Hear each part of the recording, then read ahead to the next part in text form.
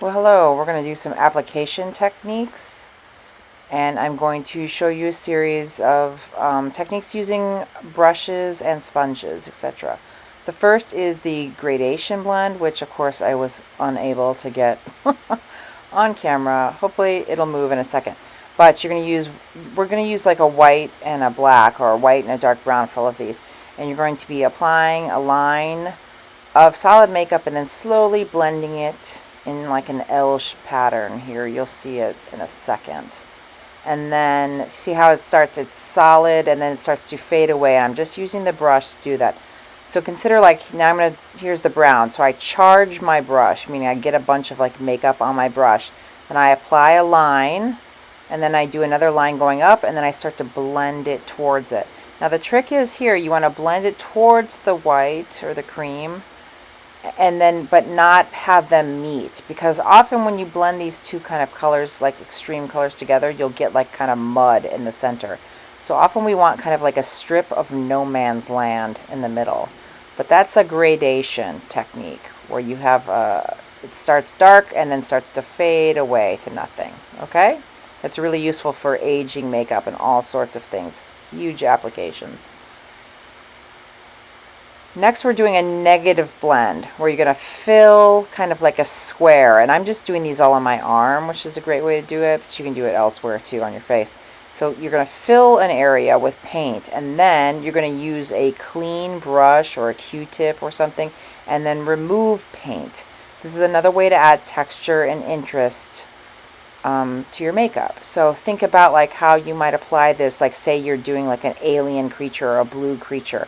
You can add some variation by removing some of the makeup to show some more of your original skin tone underneath and create some interesting textures that way. And that's negative blend. Next is juxtaposition, which is basically just two contrasting colors, either contrasting in terms of color or contrasting in terms of value, right next to each other. And by doing that, it makes them pop and also creates depth. This is really useful for doing age makeup and lines, that sort of thing, because it's really going to create the illusion of something receding in space and then something coming forward in space. That's juxtaposition.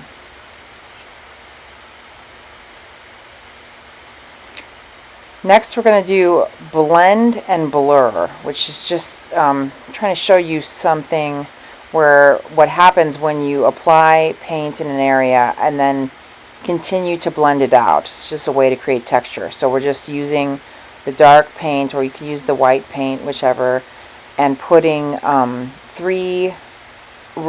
two rows of 3 dots of equal amounts of paint in your arm area.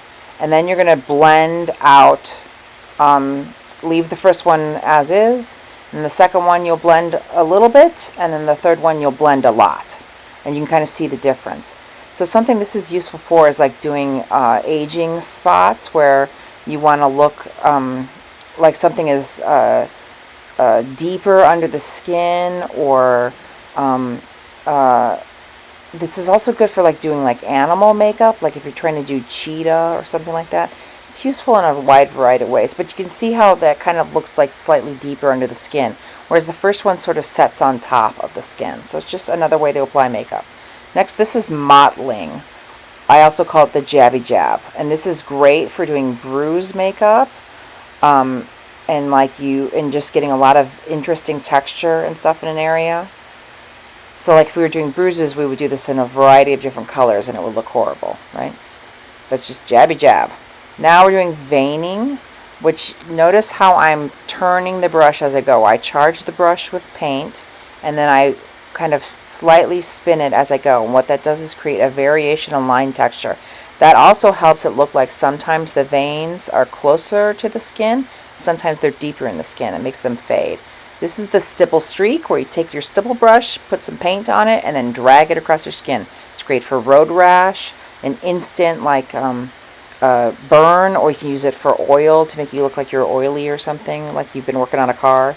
This is stipple pouncing. This is good for breaking up your face with age makeup, or for doing beards and that sort of thing. Just adding texture in general. It's good for that. And then here they all are. Of course, I cannot get my arm centered underneath the camera. This is hard, y'all. And then, oh, my manicure looks good though. And there's the other side.